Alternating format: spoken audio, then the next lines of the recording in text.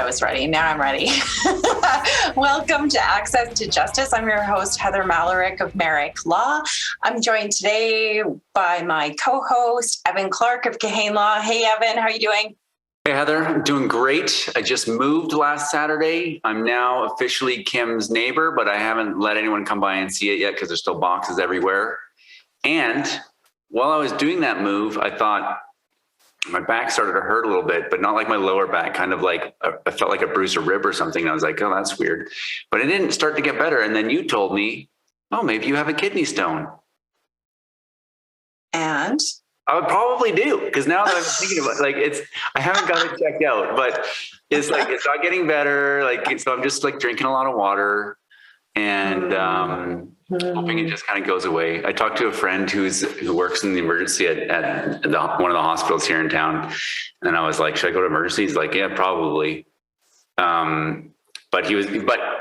then the real answer was no, because he's like, all we're going to do is throw Advil at you. I'm like, well, I can do that at home. I'd be a lot more comfortable. Yeah. I feel like we need to run the disclaimer right now. Heather does not provide Zoom or in-person medical advice. This is not a medical podcast. We are not giving medical advice. But drinking water is always good, I think, right? So, can't go wrong. So, I mean, the pain isn't so intense that it's like a big problem. Like if it was really intense, I'd be like, okay, there's like something big in there. So I'm thinking it's probably something very little, and my pain tolerance is so low that it's like not a big deal. So drinking water should just take care of it and maybe take some Advil once in a while. So that's what I'm going to do. That's my plan. Sure. It'll pass. Literally. Well, we're also joined today by our very special guest, Kim McDonald of McDonald Advisory. Kim's a financial advisor and insurance advisor with Raymond James Limited. Kim, how are your kidneys doing today? Well, I'm so glad. Thank you first for having me on the program. And second, I have something to add on the rib thing. So we had a super spreader event at our office where everybody got COVID. Well, 12 people got COVID. I was one of them. And one of my colleagues had problems with her rib. And there's a thing called COVID rib, something like that, where you cough so much it causes a rib problem. So I'm wondering, Evan, have you had any coughing fits? No. And so I had COVID, and it did not hurt my ribs. It just was like a big man cold for me. So I was laid up in bed. But that was OG COVID, as I think we probably already touched on. No heavy coughing, just heavy lifting. And the thing, if it was muscular, like I pulled a muscle or something or bruised a rib, then it's not consistent with that type of an injury. It would have gone away by now, or it would just be different. So I'm pretty confident in Heather's diagnosis. All right. Well, I can't help you with the treatment, but. My friend said maybe get my wife to punch me really hard. Maybe that would fix it. Okay. Punch me in the stomach, but. All right. Chose to not try that. Oh, all right. Well, again, we're not a medical podcast. Punching is not medical advice. Please do not rely on this to treat, diagnose any medical conditions. All right. Today's guest, I'm very excited to welcome. Guess who's back? Back again. Sandra's back. We've got Sandra Landry back from MNP. She is a licensed insolvency trustee, and she is here to talk to us about inflation, budgeting, how to manage it. We're very, very excited to welcome you, Sandra. How are you? I am fabulous, and that is the best intro I have ever had. So I'm glad that's taped, because I'm going to use that. Sandra's back. I'm going to start playing it. You're our first repeat guest, I think. So this is really an exciting first for Access to Justice. Thank you for coming back. You bet. I love talking, I guess, about this stuff. Yeah, we talked a lot about insolvency and what those options were and what that looked like. And so we'll veer off a little bit today, which is, I think, good.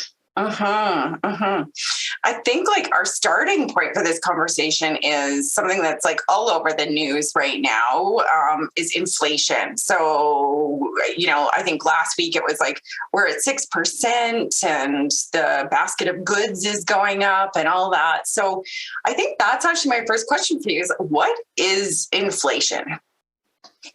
There's a lot. And that's a tricky part. And I am hearing that, there is an expectation that inflation is going to keep going up over the next little while. How long that's going to be, I don't know. I guess it depends on which economist you're listening to. But essentially, the cost of the way that we live is going to be different over the next little while. Everything costs more. And I think most of us see that in our everyday lives, whether it's the groceries that you buy, the gas that you buy,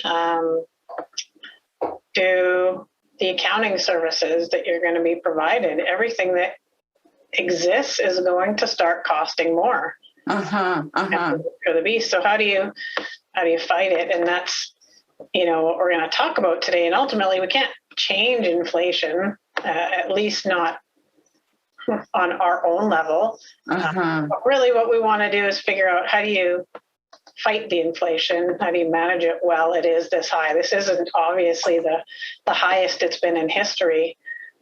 We know that it can get worse. And if we think back in history, we've seen certainly some numbers worse than where we're at. So I guess it's important for people to be prepared for what could come. And if it doesn't come, then we're over prepared and win-win. Yeah, I suppose if you provide us all with some tips today and we take them and we all save a little bit of extra money, that's okay too, right? Well, but that's kind of the problem with inflation, Heather, is that saving money generally doesn't fight the inflation, then you're losing it. But I mean, I guess that's better than spending it all. Spending it all, yeah. Yeah, and it is. And it's funny because Berta, we've talked about trying to rebuild the economy and bring down inflation and buy more and build up, and we need to do that. But as inflation grows, it makes it more and more difficult to do that. And so sometimes we have to monitor our own household versus monitoring the good of the country and hope that as a community, we can fight it together and get through it versus everybody trying to buy out Amazon's warehouses in order to help fight this inflation. They got enough stuff that's being returned. We don't need to add to the volume. So I'm wondering, Sandra, if you can give us a little insight into the root cause of inflation. I mean, I've heard people say things about, it really started with the United States coming off the gold standard. That was like a big, I mean, obviously not started. There's been inflation forever, even when people were using precious metals. In fact, I think it goes back to people when they were using precious metals, then they start, well, let's add a little bit of non-precious. Let's add a little bit of lead to that silver coin. And then that's like the OG inflation. But for our modern inflation, I think people often point to that as being like an important starting point. Yeah. I don't know. Can you talk to us a little bit about the root cause of inflation and what that's all about? Well, I don't know if I know the root. I know some pieces of it, but where all of this started is a bit of a question mark. And obviously the pandemic hasn't done us any favors. When the pandemic hits, a multitude of businesses are shut down. And when those businesses are shut down, that means there's a lot of employees who no longer are earning an income. When you stop earning an income, you stop spending money and putting that back into the economy.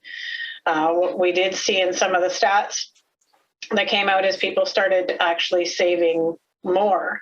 So even in our insolvency filings, we saw a huge reduction in insolvency filings because suddenly people stopped spending so much. They weren't traveling.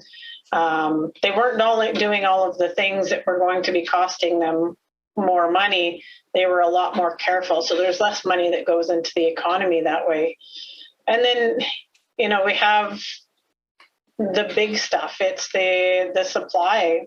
When you have limited supply, you have increases in prices, which increases the inflation. You've got the price of oil that's gone up. Obviously, you were seeing that at the pumps when there's the same idea. There's less oil going into the global economy. Well, the global economy is going to be impacted, and that has to impact us here on our local levels. There are obviously things that government puts in place that does things to provide a little bit of benefit for us, but you can't stop the global impact of having that oil not in the economy. So you've got these companies that have shut down, or they've lost their employees and can no longer produce what they were. So if they can't produce, they can't provide that product, then you've got the lower supply, which increases usually the cost of the goods that are going to be supplied, because demand may not have a bigger demand, but you've got more demand on fewer products. So all of those pieces together change the inflation that we're looking at. And you know, like I said, we can't change it on our local level, but we can do a few things to mitigate that. So number one, buy less. The less demand on a product, the less it's going to cost. And easier said than done. I know that we're still going to be buying things, and that's the way the world works. But maybe we give more thought as to what we want to have purchased, and maybe we're buying more local. So, you know, we're fortunate to have farmers markets and those sorts of things in most communities that we're in, and those are going to be food. You're going to have clothing in those places. You're going to have handmade toys and household goods. If they don't have to ship it across the country, it's not going to cost as much. It's coming from Bob's shop on the south side of Edmonton to the market. Doesn't cost as much for Bob to get it there than it does for somebody in another part of the world to get a product to us. So, you know, you can do that. And then obviously get your budget under control and then implement some cost savings measures is kind of the best way for us to fight what's out there. You know, I'd love to talk more about the budgeting and the cost savings in more detail, if we could. Because budgeting's boring. Sandra, budgeting's boring. We don't want to do budgets. Yeah, let's just spend it all. Budgeting is exciting. Let me tell you. Despite the complaints of my husband, it is a lot of fun. And you know why it's fun? Because when you budget, and you budget really well, and you invest your money, you watch it grow. And that is the part that's exciting. Oh, so it's not the actual budgeting, it's like the results of the budgeting. Well, can't I have the results of the budgeting without actually having any self-discipline? Yes, if you give somebody else control of all of your money. Oh, like a trustee or something? Hopefully not a trustee, because that means you're too far gone. But you know what? It really is. And budgeting can be a little bit boring, and it certainly can be tedious. But ultimately all it is, and Kim, you're going to appreciate it, it is a financial plan. Right. And the idea of these financial plans is for you to figure out where you are going with your money and what you're going to be doing with it. You know, it's usually for a specific period of time, depending on how you want to set it up, whether it's monthly, bi-weekly, yearly, though I don't necessarily recommend doing a yearly budget. That's a bit vague generally. Monthly is usually where I would recommend. And you're really looking at those key expenses, setting them up on a monthly basis.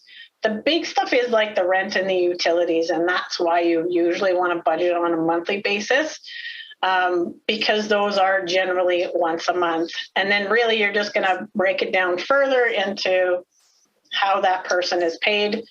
The majority of the people are often paid on a biweekly basis. So most months are going to be 2 paycheck months. And, you know, the point of budgeting initially is, it's just to get a handle on what money comes in and what money goes out, where's it going, and then allow you to better decide if you're happy with the direction that it's going. And it also makes sure that where the money is going at the right time. So it is not the funnest part, especially at the beginning of a budget. Evan, you're not wrong. It's not super fun. It's really about data collection. And all you're doing is gathering your information and going, okay, what is happening here? And how do I look at this in a non-judgmental way?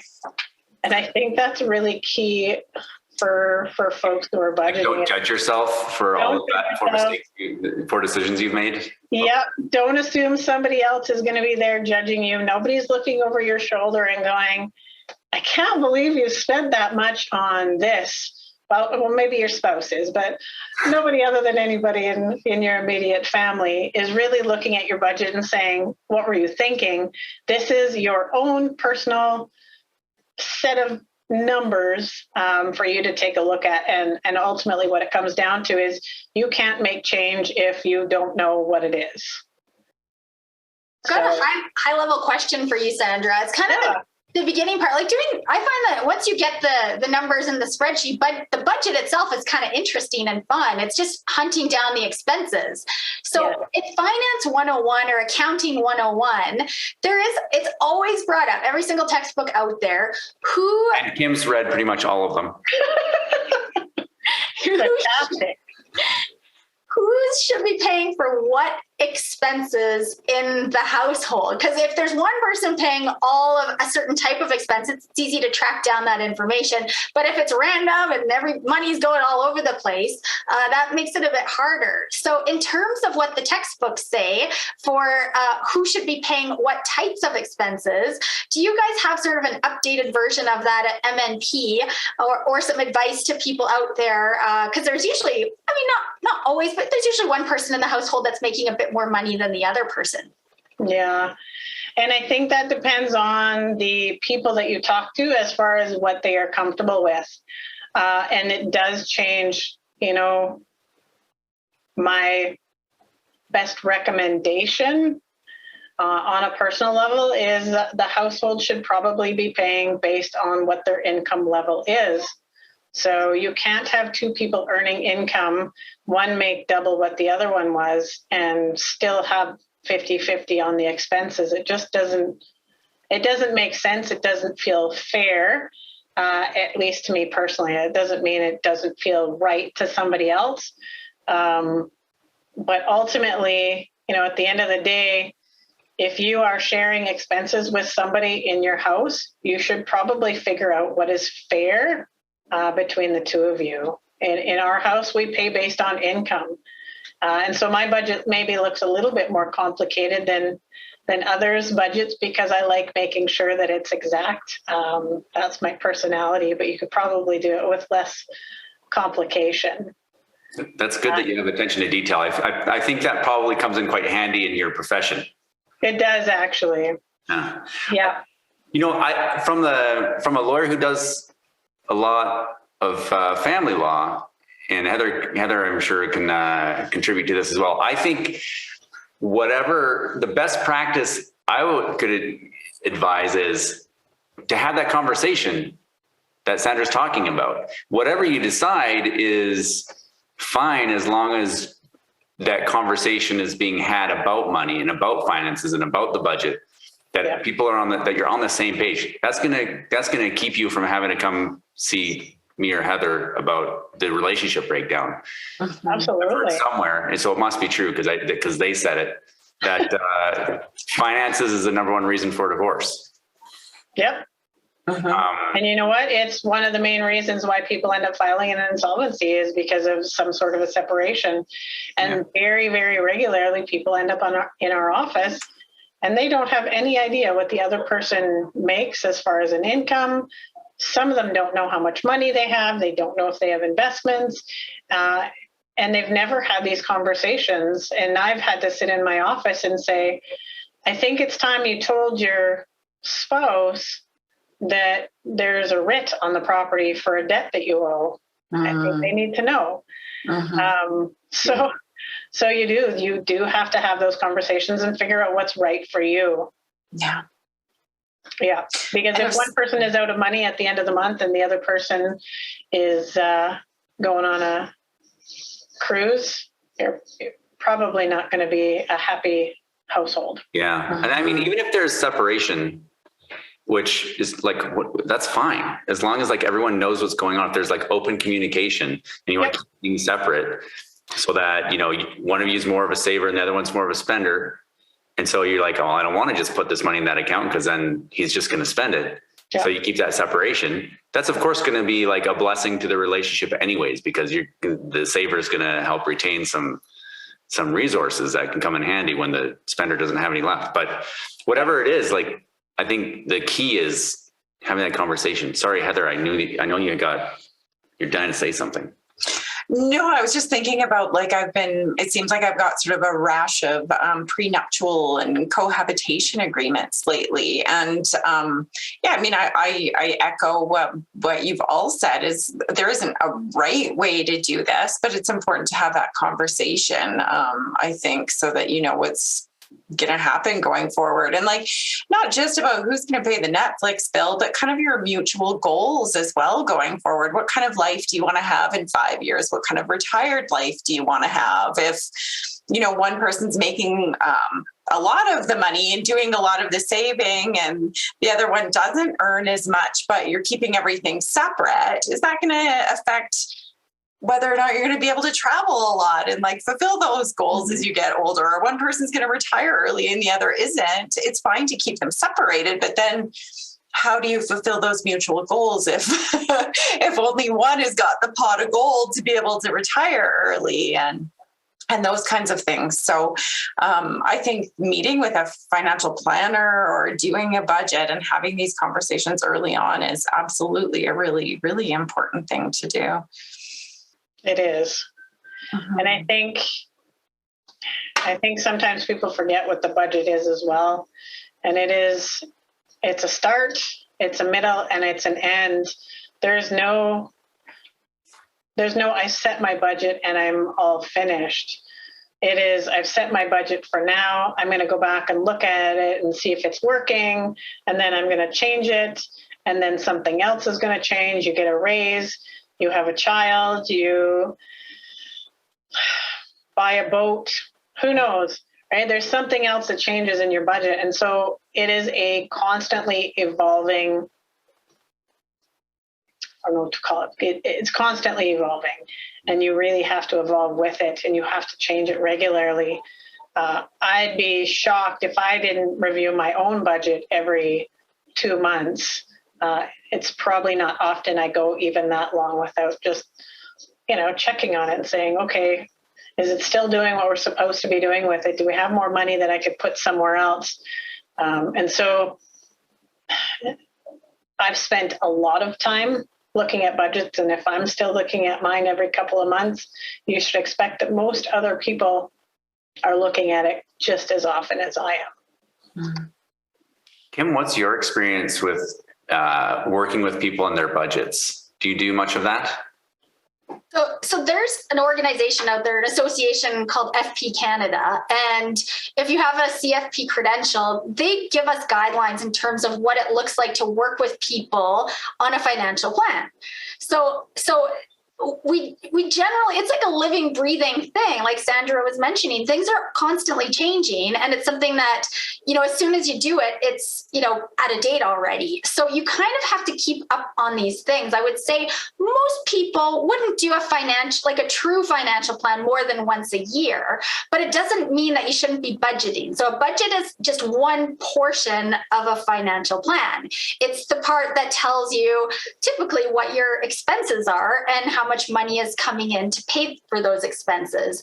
And then there's a whole pile of other things that are involved in the financial plan to give people sort of that view from 35,000 feet. Am I doing okay?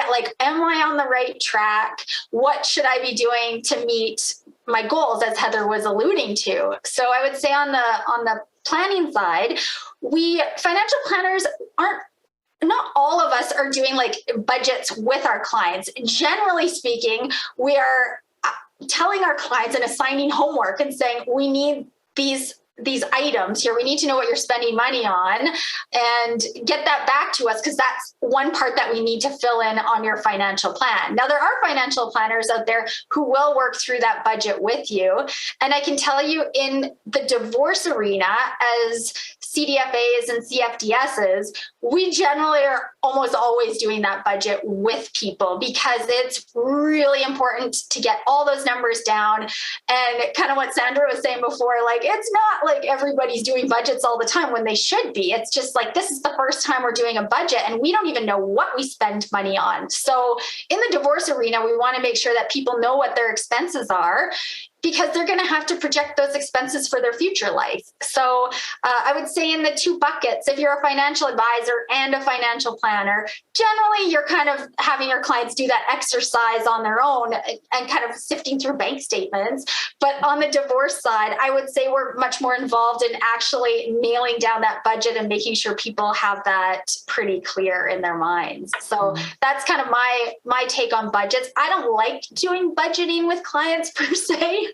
I find it, it takes a while, and generally people don't have the information at their fingertips. So we're always sending them back to go find things and come back to it. So I think, to Sandra's point, once you kind of get your spreadsheet lined up with the items, then it's just a matter of filling in those numbers every couple months or whatever to get the details down. And finding those expenses initially is the hard part. Once those are down, budgeting is great. It's fun.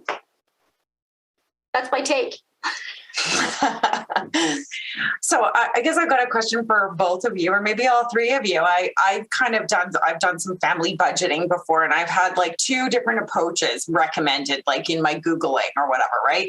One is sit down and write down everything that you spend money on. And then you have a list of your expenses. Or the other approach is starting with how much money you have to spend and then bucketing that. So is there are one of those two ways better than the other? Or where would you recommend starting if a person wants to sit down and do a budget? They've never done it before. Yeah, I think it's, in my humble opinion, I think it's a little bit of both. So, 5 big steps for me when I'm thinking budgeting. And when we start budgeting, keep in mind, this is data gathering, not judging. This is where we start. It is number one, you've got to find out much money you have and when is it coming in. Okay. 2, you're looking at household expenses, and I could certainly go into detail on some of this stuff. Number 3, you're going to be looking at your variable and your discretionary spending. Number 4, you're going to be looking at your debt payments. And number 5, you're going to be looking at your savings. And all you're doing at this point is gathering information and using simple math. How much money comes in versus how much money is going out. And you should really, at that very beginning stage, be looking at actuals or your best guess on stuff. You don't have to go through and calculate how many coffees you've purchased in the last 3 months. 3 months is usually a good period of time, though, if you are going to really monitor those expenses. Go about 3 months to figure out what your normal spending is and write down the real numbers. So not, I think I spend $100 on lunch out every month. If you're going to spend $20 per meal and you eat out 5 days a week, your budget for $100 is not going to be viable. Right. So it doesn't have to be exact, but it should be realistic, I guess is the way that I'd start. Kim, Evan, I don't know if you look at budgeting in a different way. Yeah, like I don't budget professionally like you folk do. I just have been, but I'm pretty serious about my personal budgeting, and a couple things come to mind about it. Because even though we're kind of joking about it, I also think budgeting is maybe it's not the sexiest thing, but I get satisfaction out of it, but because number one, if you don't budget, you're not really being deliberate about what you're doing with your resources. You just it's just going wherever. So budgeting allows you to be deliberate about it, to decide, okay, well, this is what I want to do with the resources I have available to me. And the second thing is or further to that is, it allows you to focus on what are your biggest priorities. Like, obviously you have to pay your bills and stuff, but if you're thinking deliberately about your finances and your financial future, then the budget is kind of that everyday tool that allows you to make your financial dreams into like a reality, because you're being deliberate about choosing where that money goes. So yeah, I guess like I was thinking about that because of your question, Heather, of like, well, what do you start with, the buckets or what you actually spend money on? And I definitely started kind of with what I actually spend money on. And as I started university when I already had 3 children. So budgeting was important because we wouldn't actually have any food in the fridge, right? Things were tight for a lot of years. I did 8 years of school, and budgeting was vital. So, so if you're really low income or your expenses match your income, then you really have to be careful, and you have to start with like, what are you spending your money on, or what do you need to spend your money on? But at the same time, once you have a little bit of discretionary income, well, then it's like, well, what do you want to spend your money on? The lattes, or creating some financial freedom for yourself so you can retire at some point in your life. Mm-hmm. And it's not necessarily one or the other. Sometimes you can have lattes and financial freedom. A little bit of both. Right. But you need to budget in order to figure out whether you can have both. Yeah, agreed. When I talk sorry, Kim, go ahead. No, you go ahead. I'll jump in after. Okay.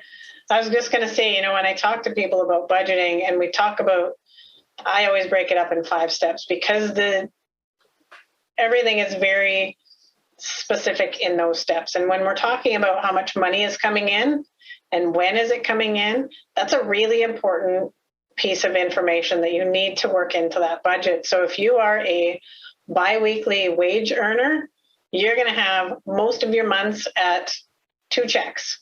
And then you're going to have a couple of months that are going to end up with 3 checks. So ideally, if you can budget for a 2-check income every month, you then have that 3rd check that you can deal with differently whenever you've got that come up. And maybe that is your big savings piece or repairs piece, or whatever that check ends up being. You can allocate it differently. But it allows you a little bit more forethought on how you're going to manage your budget monthly for the majority of the year.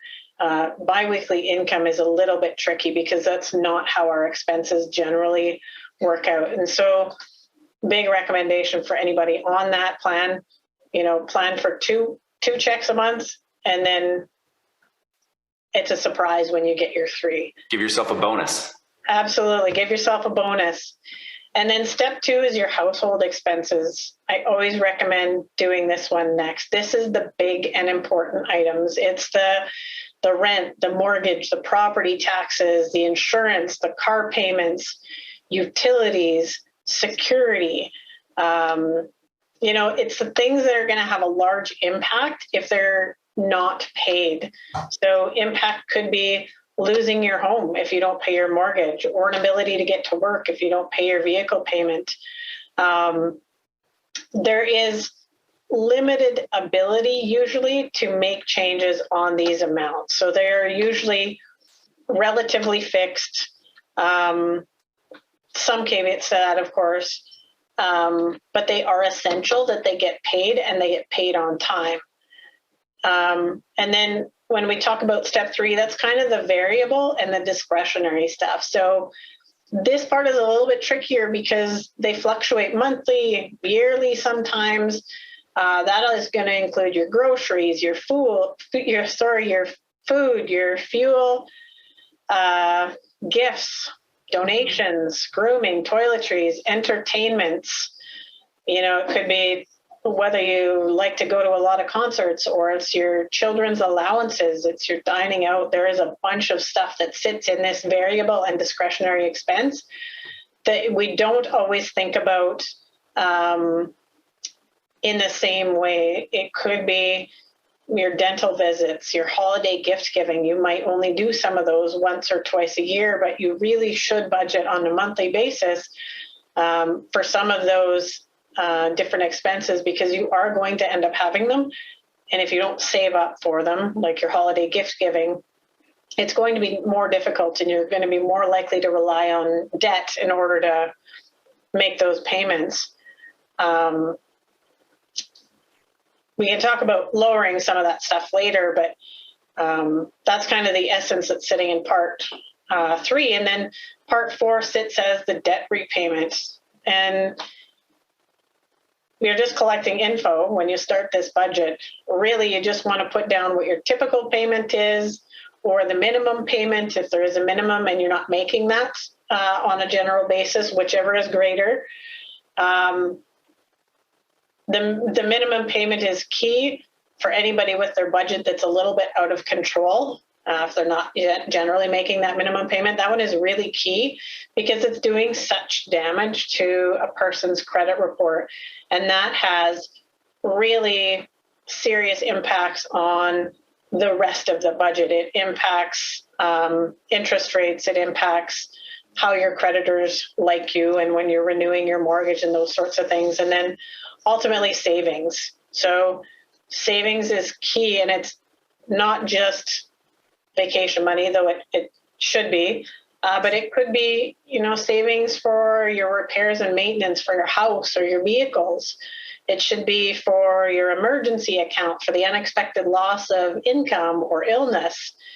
RESPs for kids, retirement plans, because eventually we all do want to retire. A down payment on a house if that's the thing that somebody's working with. And it's really important that these savings are also built into that budget.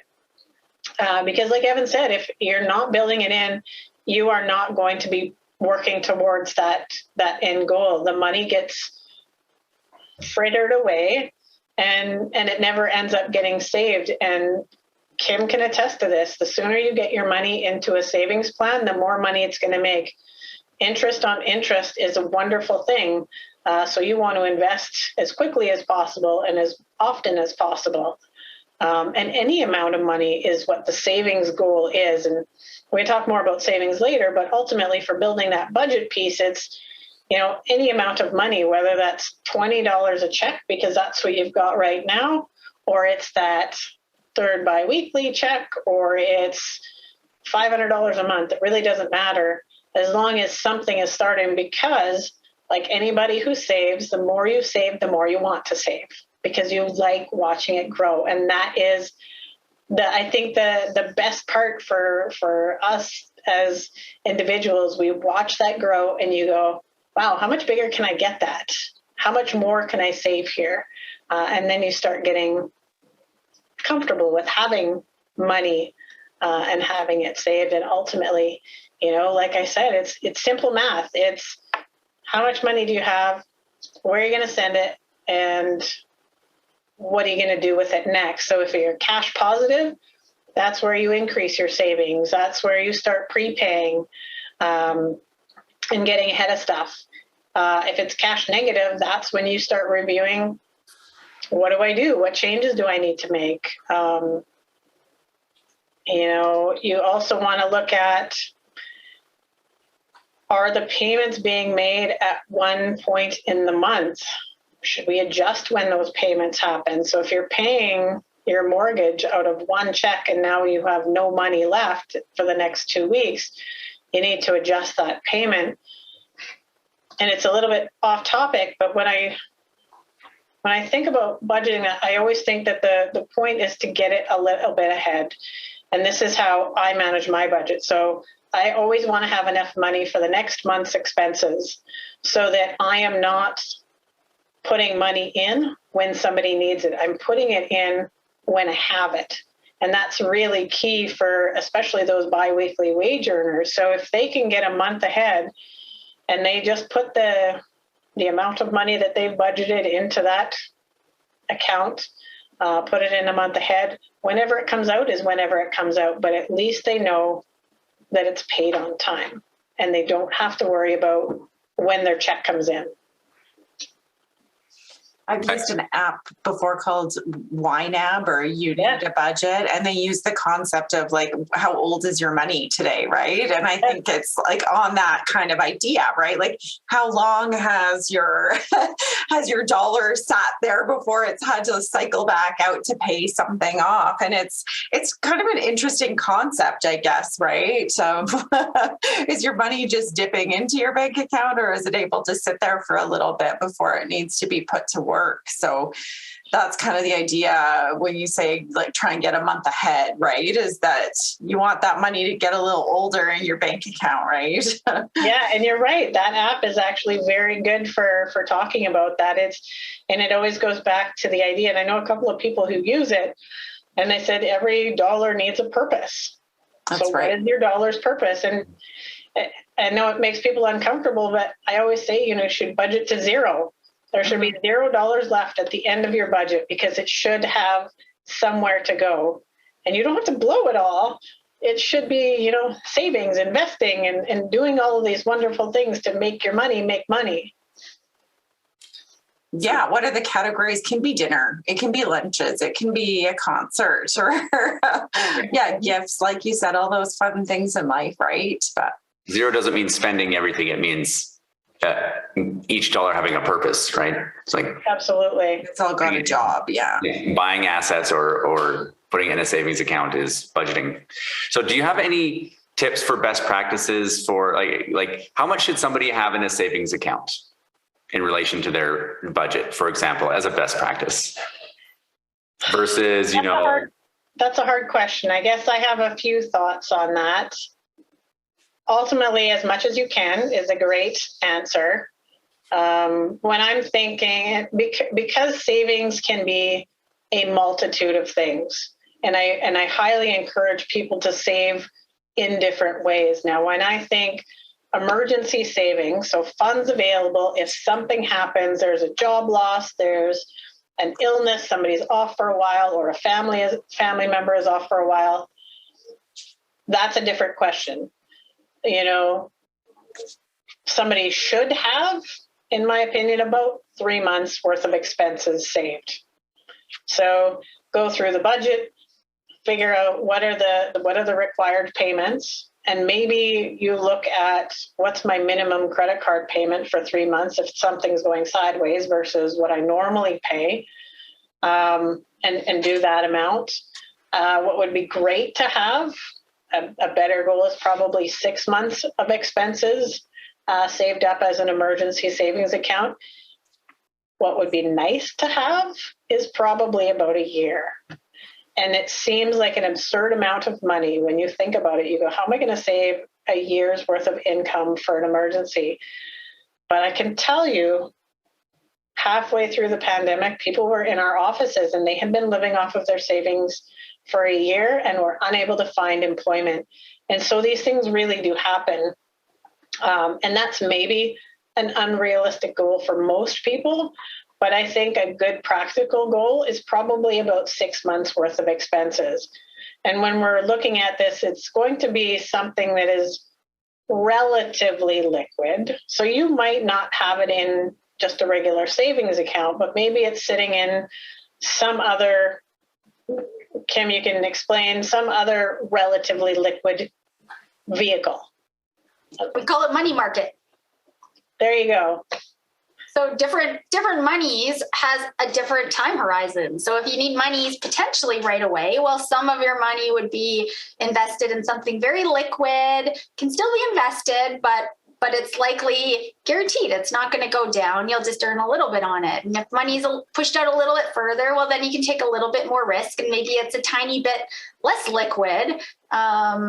And it can serve another purpose. And then money further out, well, that's going to be invested in a much different way. It's not going to be 100% guaranteed. It's going to take on more risk and maybe be even less liquid. So. Yep. Yeah, and if you get to your 6 month goals on that emergency savings, maybe it's not all in the same pot, but then you're also going to have, and you can separate this as much as you want. You can also have that repairs and maintenance savings. If you're a homeowner, you know that you're going to have repairs and maintenance. You're going to have a hot water tank that goes, you're going to have a furnace, you're going to have a roof, you're going to have other things that are going to happen. You need to have that money saved. Same thing with a vehicle. Make sure that you've got some cash saved up so that if the brakes go on your vehicle, you're not dipping into your credit in order to pay that off. And I'm not saying credit is ultimately a bad thing to use. It isn't. It's just making sure that you can cover that payment if you put it on a credit card, so that you're not paying interest over the next 6 months on something that you could have perhaps planned for. Some folks have a hard time budgeting for all the things that they know are going to come, like a vacation.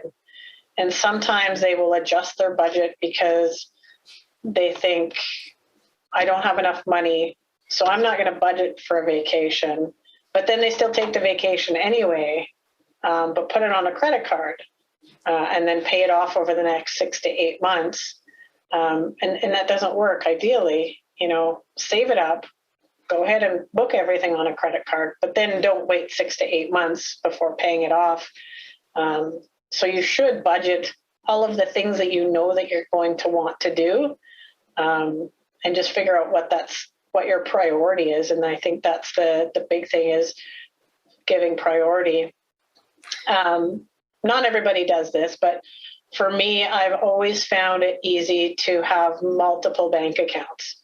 And you're going to open up bank accounts online. It's easy. And generally the ones that you're going to save in, they don't have a lot of fees associated to them. There is obviously some downfall because you're not going to earn a bunch of interest, but separating some of the really key things is sometimes really important. So I have a mortgage bank account, and the only thing that goes into that is my mortgage payment. And the only thing that comes out is my mortgage payment, because that is one thing I never want to be late on. I never want to have a mistake made. So there's always enough money in there to cover a couple of mortgage payments in case money doesn't go in there properly. But I do know I've met folks who have had, their lender on their vehicle accidentally take too many payments, and then all of a sudden their mortgage payment bounces. And that is one of the things where I'm not willing to have that risk. My mortgage is really key that is never late, because it impacts the interest rate I'm going to get the next time. It's going to impact the lender I'm going to be able to use, what they're going to be offering me, those sorts of things. And I also separate out, different savings. My repairs and maintenance and my emergency account is another bank account completely. My vacation is another account completely, because I like having an idea of the goal I'm getting to each one of these places, and not having the money commingled. And that app that you were talking about, Heather, that one will actually separate it within the app so that you don't have to have separate bank accounts. But my brain doesn't seem to work that way. I actually tried that app and I tried switching, but I couldn't get my brain to switch over. But I found that having that visual was a lot easier for me to show what I'm going to have as far as a savings and what the money is going to be used for.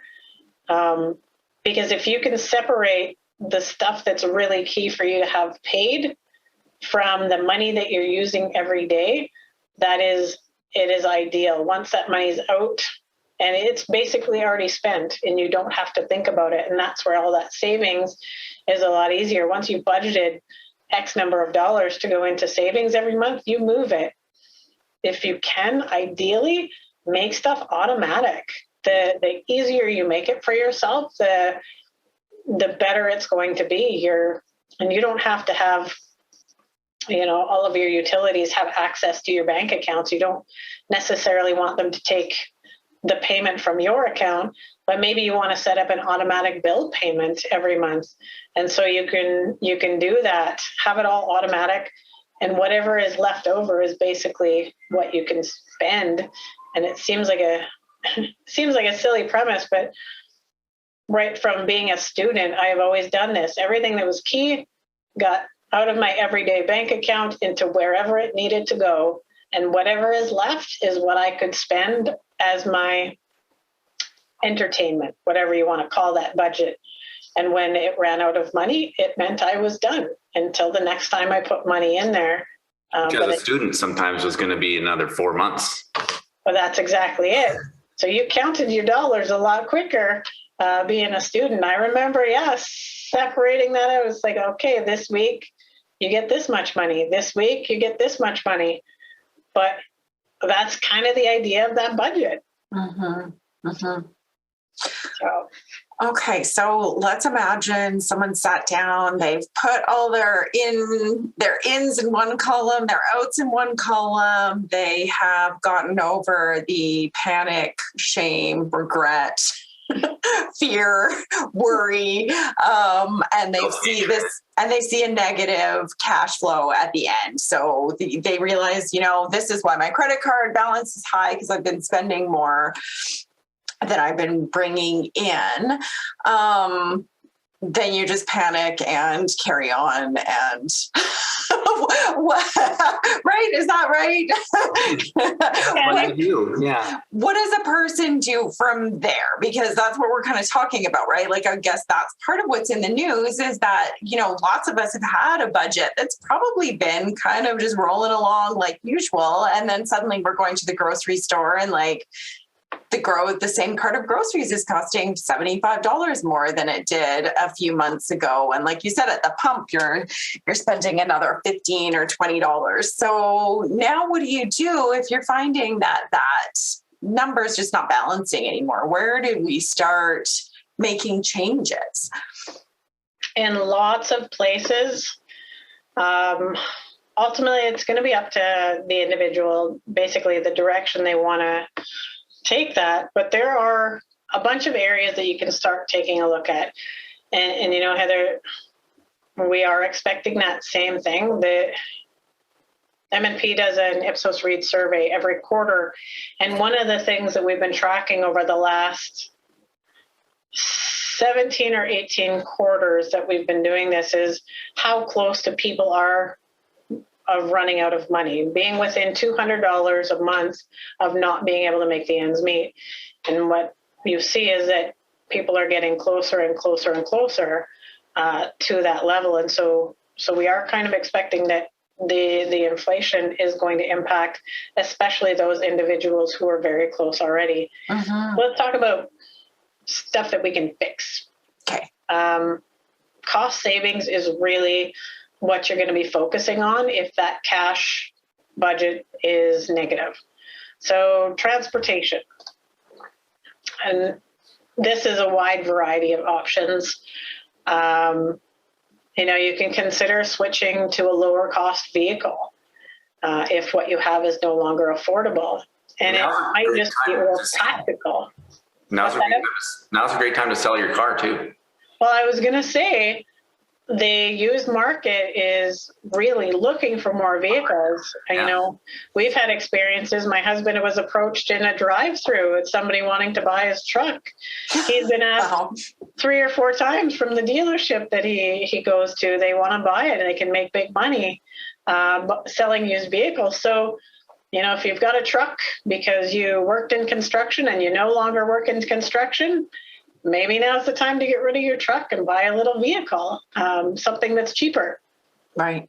Cheaper on gas, cheaper insurance, right. No or smaller car payments. Yep. Lots of those things. Or buying it and not having a car payment. If you sell your truck, you might be able to buy a car for the cash you get. What about that rule in Alberta that each household is required to have a truck? Yeah. I think that's during the pandemic. I think there's some leniency on that. Okay, all right. Well, I know, Heather, you guys have a pretty big truck. No. The requirement. And it seems silly, but you can even look at leasing versus buying. And there's a lot of legal questions that can come up from leasing versus buying because you don't really own that vehicle. You are, practical terms, you're renting this vehicle and you're either going to give it back or you're going to give them some money to keep it. But generally, a lease payment is a lower payment than a financed payment. So sometimes if you get into a lease, you can lower your monthly payment. You can save that additional money versus buying maybe the first time. And maybe if leasing long-term isn't your thing, you can lease for a couple of years and save some of that money every month. So again, some legal ramifications of doing that, but that is, it is definitely an option. There is, the Ride Transit program that's in Edmonton that provides access to transit by reducing financial barriers for families and individuals. That is actually a partnership with the government of Alberta, and that's for both adult and youth monthly passes, so they can get a subsidized rate on that for anybody that's lower income. You can ride Shank's pony.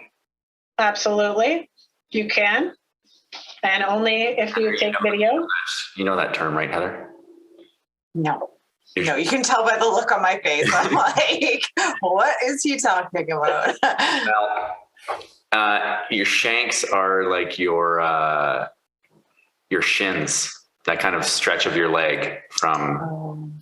So the pony of your shank, the pony that your shank is riding is your feet. Yes.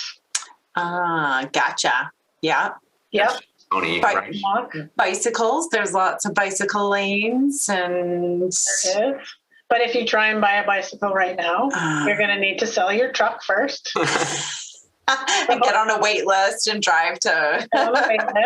That's not true. You can find them for free on Kijiji. For sure, you can find bikes for free because we just got rid of a bunch of bikes for free and people came and got them. There you go. And they're not stolen, so that's positive. Theoretically. I'm going to assume that, Evan. I can't say for sure. If we stole them, then we'd sell them, at least for $5, make it worth it, cover the risk of getting caught. Yep. I know I have some friends too who get rid of their cars. They have one car and they use those car share programs as well when they need a vehicle just once in a while, right? Like, oh, we need to get out to IKEA, so we're going to get the car share. But most days of the week, they don't need a vehicle, so they just don't own one anymore. And that's a big cost savings. I think it is. I think the bottom line is people, it's tempting to think that more money will solve your budget problems. It's very tempting because you're like, well, I just don't have enough. I just need more money. If I got more money, then I won't have any problems. But easy. Biggie Smalls said, more money, more problems. That's right. And the reason, the point is, if you take a critical look at your budget and your spending habits, what's really required is discipline and the ability to delay gratification. Like you were saying, people will go on the vacation and then pay for it for 6 to 8 months. Yeah. What if you just switch that around? Yeah. And it's actually an exponential difference if you switch that around, because instead of paying 22% or 18% on your credit card of interest on those payments, if it's invested wisely, you can be making interest that beats inflation. Yeah. So that's a significant difference. It's probably something like I don't know math, but it's a big difference. It is. And we talk a lot about this premise, even here at MNP, and we talk about the right banana premise. And when you want to eat a banana and it's yellow, you're happy with it. But 6 months from now, that same banana isn't worth what you'll pay for it today. Same thing, that the value of that vacation is not going to be the same 6 months after you've already come back from it. You're still paying for it. You won't have the same joy of paying for it versus paying it ahead. You're a little bit excited. You're like, oh, here's some more money and I'm going to be able to do this with it now, or I'm going to be able to stay here with it now. It has a really emotional attachment to it. Yeah, you got to flip the script. Yeah, that's a really good point. There's a lot of behavioral heuristics when it comes to money, like how people have biases when it comes to what they spend money on, what their education is. And I think I get asked this quite a bit, Sandra, and I think people would probably be interested to see what you have to say. But what should parents be doing to educate kids about money early so that they build good behaviors into their adulthood? I think my biggest recommendation is to actually have conversations with kids and show them the money. And sometimes people are uncomfortable having their kids know about what is happening with the money in the household because they don't want their kids to blab it to the cashier at the grocery store. And they always blab things to the cashier at the grocery store about anything that's happening in your life, because that's what kids like to do. Hey, mom's broke. Right? They will tell them anything. But if you don't show your kids how much money is coming in and where that money is going out, they are never going to understand. So think back to credit cards. Credit cards are not old forms of money. Credit cards are a relatively new way to spend, right? And so that first generation that borrowed money with credit cards often got into trouble, and sometimes still do, because they don't have the education that comes with it. But as we get more seasoned in the impacts of those high interest rates and what you're supposed to be doing with that, we get better at it. And it really is just education. And you can't expect your kids to grow up knowing what to do if you never show them. And if you are showing them that you spend willy-nilly until your bank account is empty, you can be rest assured they're going to learn that people spend willy-nilly until their bank accounts are empty, or until somebody else has educated them on how to do that. And I know that is coming into the curriculums now for schools, which is amazing to see. But it really is, they are not going to understand if they don't have anybody showing them. So you got to go through your budget with your 4-year-old like I do. That's such an interesting point, and it kind of brings us back to the conversation we were having earlier, where you have couples who are divorcing or separating, and they don't have an idea of what's going on the other side of the relationship, that there just is a discomfort for a lot of folks about talking about money, even within the nuclear family, within the household.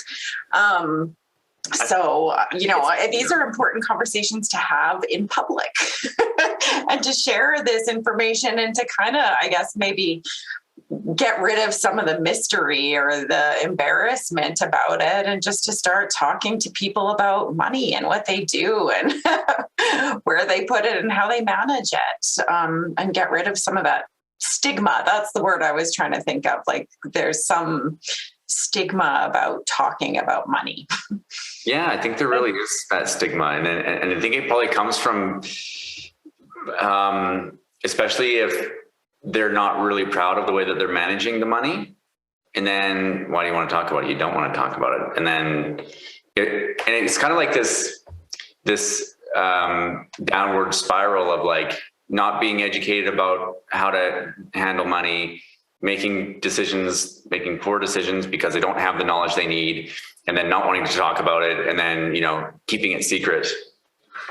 Yeah, absolutely. And it really does. You have to start getting comfortable with being uncomfortable, especially at the beginning of making a budget, because if you're not going to teach your kids, they're going to have to figure it out on their own or learn it from somewhere else.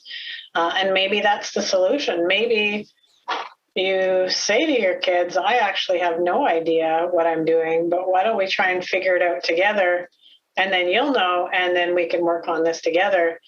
Kids are pretty clever. I've done a couple of presentations in both junior highs and high schools, and they are quite clever. They figure out these concepts pretty quick, and were happy to correct me on anything that they thought could be done better. So not a bad thing.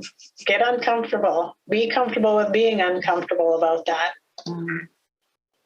Kim, I'm curious. Oh, sorry. Go ahead. I'm curious what Kim tells her parent clients about what to teach their kids about money and budgeting. Is it similar things, Kim?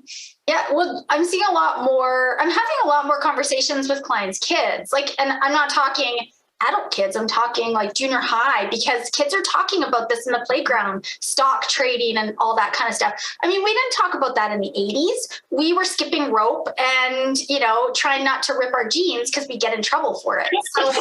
So it's a different world out there. And Warren Buffett actually paid a lot of money to come up with little videos for parents to pass on to their kids, teaching investment concepts. And I think it's extremely important it's extremely important to know how much information you should give to kids, because there are mental health issues related to financial concepts. Like, people nowadays have a lot of financial insecurities about money.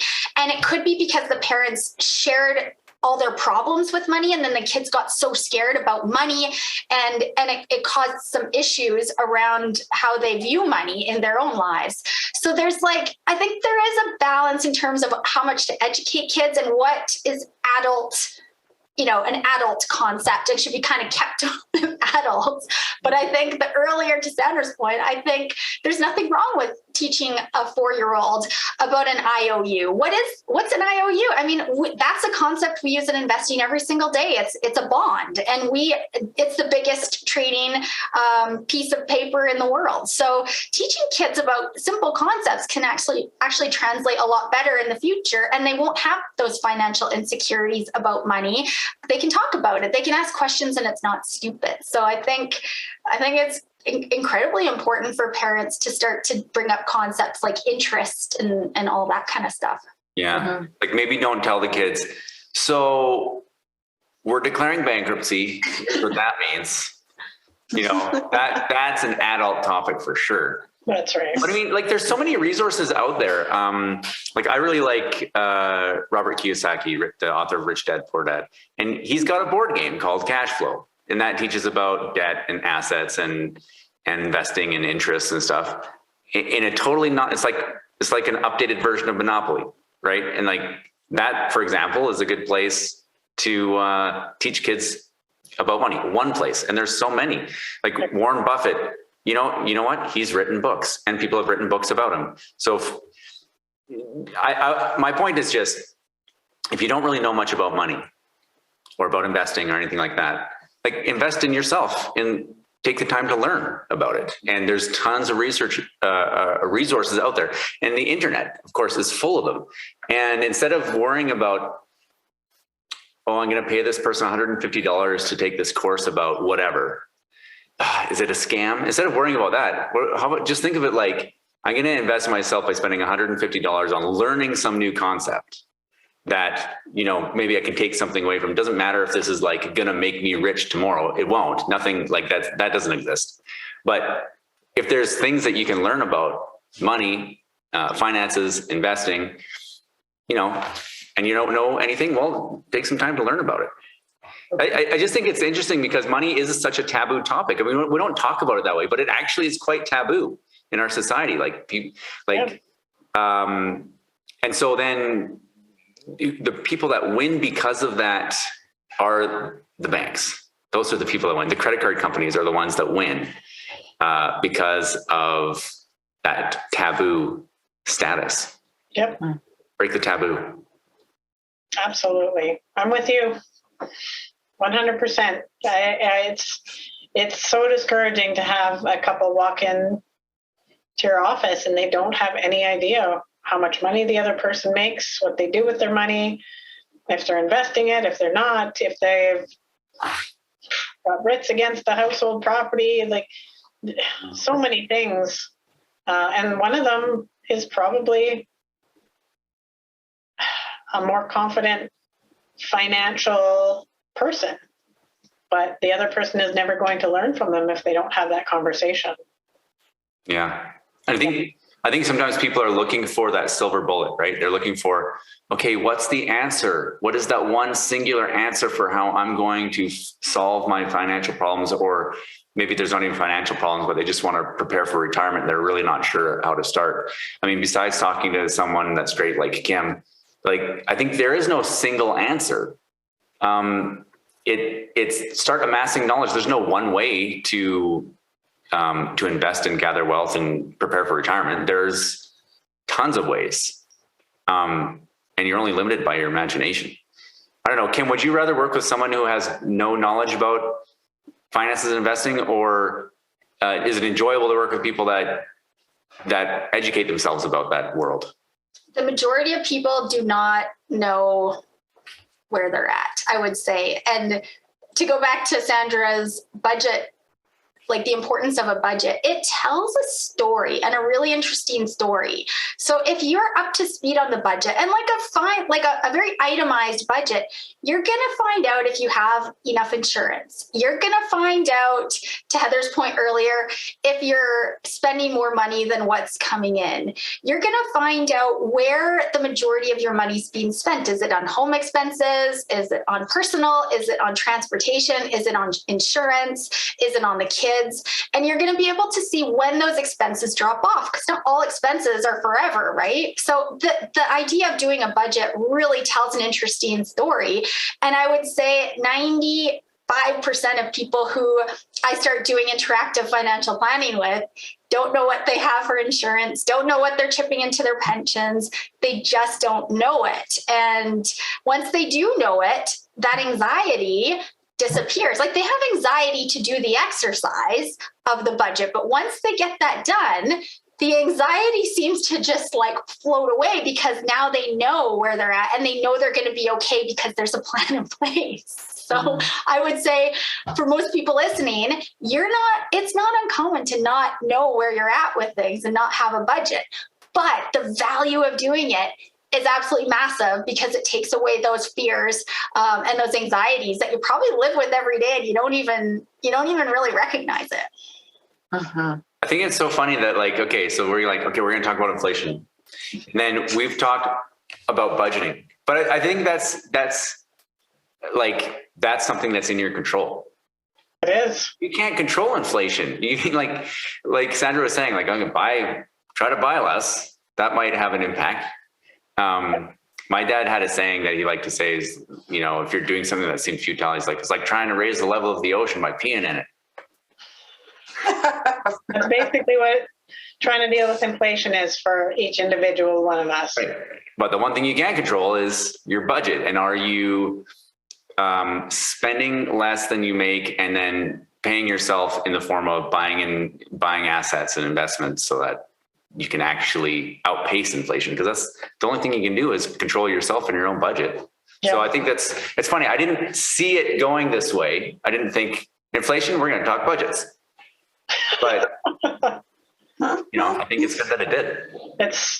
It's super critical for each one of us, and cutting those costs and figuring out how to cut those, whether it is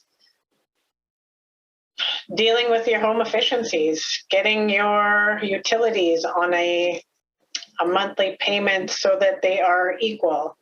It's remembering what your parents taught you. Turn down the heat, put on a sweater, turn off the air conditioner, pull the blinds in the summer, open the blinds in the winter, right? It's the big stuff, but then it's also the things that we're now looking at. So with all of us who have been at home lately, we want to do things. Renos are through the roof. RVs are through the roof. When you're doing your renos and replacements, because you are going to end up having to do them, start thinking about the impact of the inflation on those. So the low flush toilets, the high efficiency appliances, the trying to get something from a local supplier, because otherwise you're going to be waiting, if I'm not mistaken, 7 months for your new dishwasher. Right? So try and make those changes. The dishwasher's on a container ship that's stuck in the Suez Canal, or The most recent one, it's sister ship stuck in the Chesapeake Bay or whatever out. Exactly. I'm pretty sure that's where my dishwasher is at the very moment. Yeah. Maybe in July I'll see it, they said. That's crazy. Right? Yeah. And I guess there's good environmental reasons to do some of that too, right? You can go to like rehome or reuse centers and they have construction supplies, they have tiles, they have all sorts of stuff. Like there's stuff out there and ways to do those things that do arise in a way that is more cost efficient. Mm-hmm. I guess as well. So just got to dig a little bit, I guess, sometimes put the work in, right? You do. And, you know, even going back to renos, it's remembering like, what are you putting in your walls? So what kind of insulation are you using? Are you going bare minimum? Are you going to put foam in because you're going to save a ton of money, assuming you're going to live in this property for the next 20 or 30 years? You're going to be moving out in 5. You're not going to get your money back. But you know, some people are even looking at doing solar panels on their houses to start generating power. And then you just need to do the math as far as what is it going to cost us to put solar panels on our house and how much are we going to generate and can we sell it back to the grid? I've met a couple of people who have started doing that. How awesome would it be to sell the power? I would love to be able to do that. You just get a coal fireplace and set up a turbine. There you go. Put down coal power in this province so you can start it back up. There you go. Could do that. You know, I always have the extra tips for, you know, things for food. And we talk about the environmental impact of some of the decisions that we make. Heather, you just mentioned that.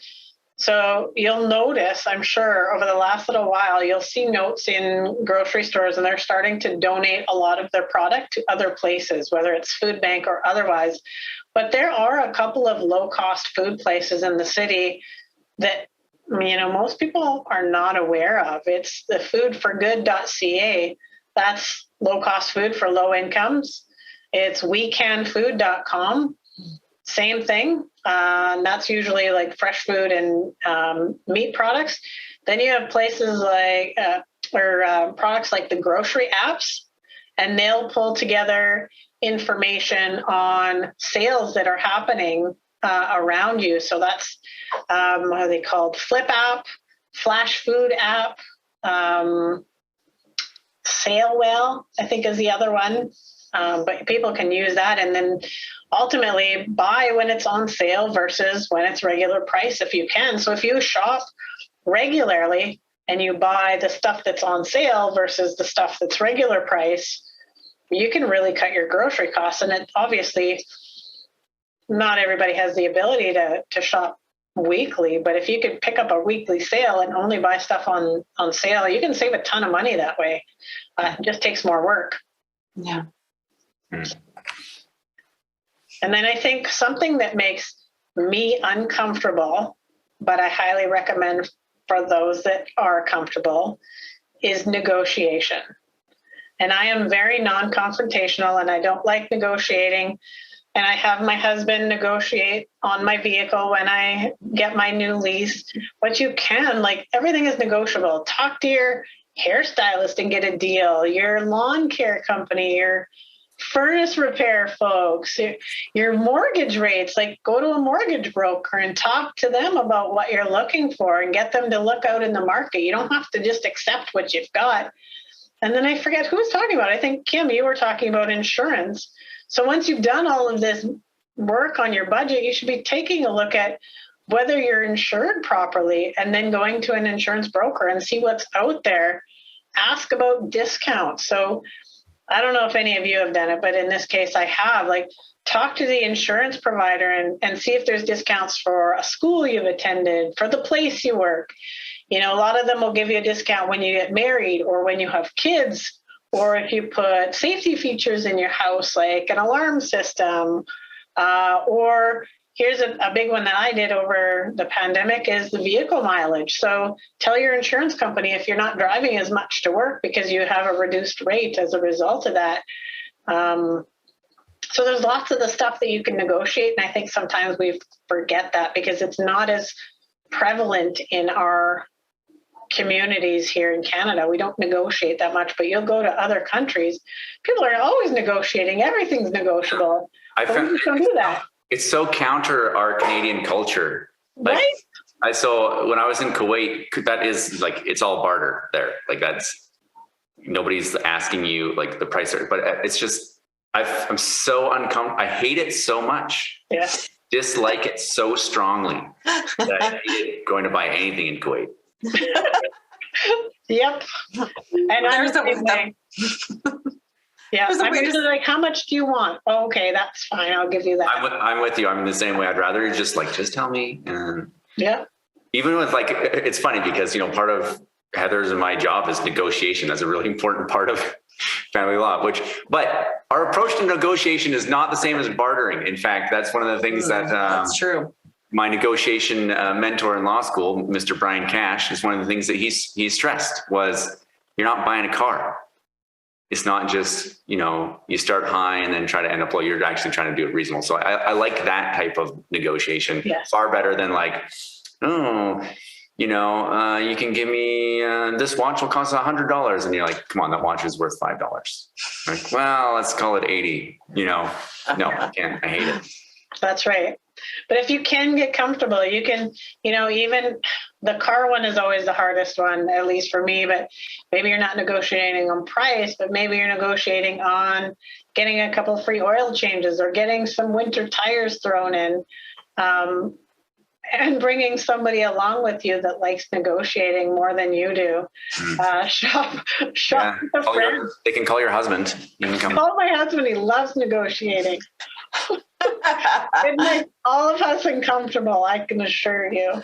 There's gonna be that. Maybe that's a good job. Is to be a car sale negotiator. Yep. And we have this tendency. We want to fill the silence. And so when you're trying to negotiate, they say something and they don't agree. So you want to quickly say something. What I have learned is that if you just be quiet, they will definitely come back with something else. But I can't. I just get uncomfortable and I'm like, okay. At least you know that about yourself and you have strategies to deal with it. Yeah. But know that about yourself and bring along somebody else if need be. I'll hook you up with my husband. He'll bring. I bet you Kim is a pretty good negotiator when it comes to buying a car. Well, I pay cash for my cars because I know what a crappy thing to spend your money on it is. So, I just buy used cars. I pay cash, and that's the way I do it. I'm in with a briefcase. It is. I find like it's easy to negotiate for other people. Like I feel very comfortable being a negotiator if I'm tagged along for something else. For my own self, I'm like Sandra, I find it uncomfortable. Like I price all my services at the lowest possible because I don't want somebody to try and negotiate with me. I'm like, I'm giving you the lowest, like there's nowhere to go here. And that's because I don't like that style of confrontation because it kind of takes a bite out of my integrity and I don't like that. So, I think, if you're negotiating for other people, I do think that's easier for sure. You've got another option there. Kim will also negotiate your car purchase. There you go. Not her own, just not her own. Just not her own. Yep. Wow, Sandra, this has been really good. I really appreciate you coming on and sharing with us your expertise. It's, I take my budget seriously and I've thought about it a lot and I've looked at it over the years, but it's great to get your perspective, someone who deals with it, not just for herself, but professionally as well. I'm happy to have been able to come on and chat with you about it. I have mentioned to Heather previously how much I love talking about budgeting, so works out well for me. Nice. Does MNP have a budget tool or a spreadsheet that lists itemized things that people should look for in their bank statements? Do you guys have something to help people? We do. So we've got a couple of things that we use. So we have our internal software one that exists and it comes out in PDF and it's just the basics. One of our counselors, her name is Sarah Rogers. She does a lot of our counseling. She's actually created another one that's a little bit more user friendly, I'll call it. And then we've also got our governing body who has one online that is linked to a bunch of different things. So there's a few out there, and then of course I use my own. But if there's ever a need, anybody is welcome to contact me. I'm happy to send them one or multiple templates that they can use. Well, even if you can send it to us, we can post it on the web. Absolutely. Yep. I'd be happy to send that over. Awesome. Yeah. Well, Heather, any last questions? No, I don't think so. This has been an interesting conversation, despite it being about budgeting. So thanks so much for coming, Sandra. Nothing else in this episode. You should have learned how budgeting is actually super cool and interesting. And if you haven't learned that yet, call me and we'll talk about it some more. Thanks so much for having me. It's been a blast. Thank you, Sandra. Any information in this video is general information only and is not, nor is it intended to be, legal advice. Watching this video does not create a lawyer-client relationship. You should always seek the advice of a lawyer or other qualified professional for advice regarding your individual situation. While we take care to ensure that the information contained in this video is accurate and up to date, we make no warranties or representations as to the suitability, completeness, or accuracy of the information contained in this video. Any reliance you place on the information is at your own risk. Kahane Law Office, Merrick Law, Heather Malarick Professional Corporation, Evan Clark Professional Corporation, Evan Clark, Heather Malarick, and any guests will not be responsible nor liable in any way for any content, including but not limited to any errors or omissions in the content, or for any loss or damage of any kind occurred as a result of any content communicated in this video, whether by Evan Clark, Heather Malarick, or by a third party. Kim McDonald is a financial advisor with Raymond James Limited. Information provided is not a solicitation, and although obtained from sources considered reliable, is not guaranteed. The view and opinions contained in this media are those of Kim McDonald, not Raymond James Limited. Securities-related products and services are offered through Raymond James Limited, member Canadian Investor Protection Fund. Insurance products and services are offered through Raymond James Financial Planning Limited, which is not a member Canadian Investor Protection Fund. Raymond James advisors are not tax advisors, and we recommend that clients seek independent advice from a professional advisor on tax-related matters. Insurance products and services are offered through Raymond James Financial Planning Limited, RJFE, a subsidiary of Raymond James Limited, which is not a member Canadian Investor Protection Fund. When providing life insurance products, financial advisors are acting as insurance representatives of RJFE. Darkness of the dales dissipates, declines, because of he who turned